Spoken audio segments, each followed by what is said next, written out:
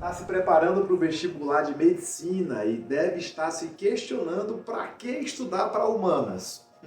Pois é, eu escuto muito esse questionamento, afinal de contas, aos olhos de vários alunos, a prova de redação, natureza e matemática são mais estratégicas e para alguns até mais complexas. Bom, eu entendo o raciocínio, mas no vídeo de hoje eu vou te mostrar e te provar que a prova de humanas não é apenas importante, como também pode ser decisiva na hora da sua aprovação e do seu ranqueamento. Fica no vídeo que você vai saber já já. E antes de mais nada, curte, compartilha, ajuda a gente a espalhar conhecimento e técnicas de aprovação na prova de humanas. Afinal de contas, nesse canal a gente ensina você a se preparar para o Enem e para diversos vestibulares. E se você puder e quiser, é claro, colaborar com qualquer valor, com qualquer auxílio, é só acessar esse QR Code e nos ajudar a remunerar melhor a nossa equipe, a contratar melhores materiais e, é claro, a produzir cada vez mais conteúdo e vídeo de qualidade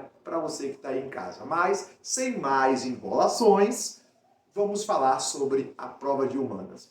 É bem verdade que entre 2020 e 2023 a prova de humanas tem trazido indicadores muito importantes a serem analisados. Para ser mais sincero, esses indicadores estão aparecendo desde a prova de 2018. E eu te explico o porquê. De 2018 para cá, a renovação de questões do banco de questões da prova do Enem tem diminuído. Consequentemente, as questões estão cada vez mais escassas. Significa dizer que as questões que estão aparecendo nas provas de 2018, 2019, 2020 e até mesmo em 2023 são questões que estão ali já no finalzinho do banco. E o que é que significa isso? Bom, significa que são questões com menor complexidade e, consequentemente, com menor grau de dificuldade. Qual o impacto disso para você, querido aluno, para você, querido candidato? É que a média da prova de humanas tem crescido. Além disso, o desvio padrão também tem diminuído.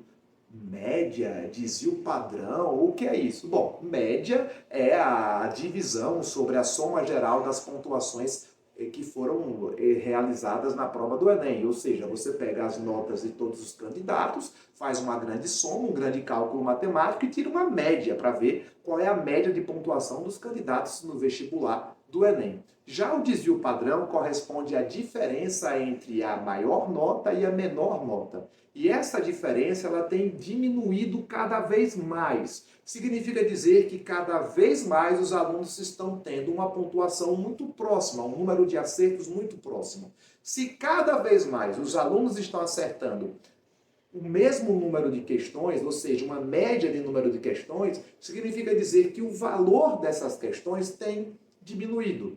Ué, Paulo, ficou confuso, tem como explicar? Bom, eu sou professor de humanas, mas eu vou te ajudar a entender. É assim, galera, vamos imaginar que no ano de 2020, 100 alunos tenham acertado 35 questões.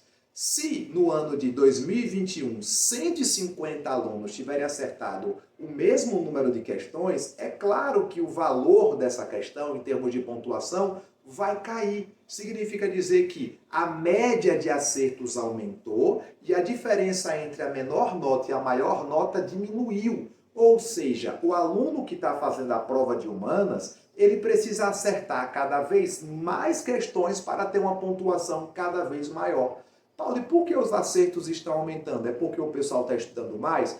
Bom, tem isso. Claro que as pessoas estão se preparando cada vez mais para a prova, afinal de contas, a prova do Enem tem ficado cada vez mais competitiva. Mas também está relacionado ao fator de que o banco de questões tem diminuído e as questões restantes que estão indo para a prova são questões com menor grau de complexidade, inclusive dando ao aluno uma sensação que história quase não tem caído. A gente já falou isso em outros vídeos sobre a questão de como o conteúdo da prova de história é cobrado na prova de humanas. E eu já falei para vocês que a prova de humanas é uma prova conteudista, mas não é conceitual. É uma prova que exige do aluno competências e habilidades e para você saber mais é só olhar os vídeos anteriores que tem um monte de vídeo falando sobre isso. No conteúdo de hoje, no vídeo de hoje, o que a gente está discutindo é como você ser estratégico. Por exemplo, em 2020, o aluno que fez 40 acertos acertou em média, teve uma pontuação em média de 751 uns quebrados, 8 pontos, se eu não me engano.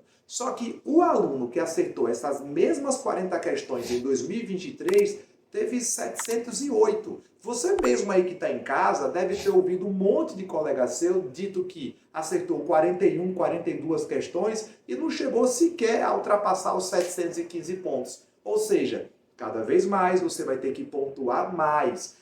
Uma prova competitiva, como é o vestibular de medicina, é uma prova olímpica. Às vezes, uma questão faz uma total diferença para a sua aprovação, de tal modo que o aluno não pode desprezar nenhuma das áreas do conhecimento. Ele tem que pontuar muito bem em todas. E aí é que entra a vantagem da prova de humanas. Como a prova de humanas é uma prova cujo grau de complexidade das questões tem diminuído cada vez mais, significa dizer que a chance de você acertar também é maior. Uma média geral, para ser mais exato, as questões da prova de humanas funcionam mais ou menos assim: 30 questões fáceis, 10 questões médias, 5 questões difíceis. E é aí que entra a sua estratégia de prova. Não cabe a você começar pelas questões mais difíceis. Não faça isso.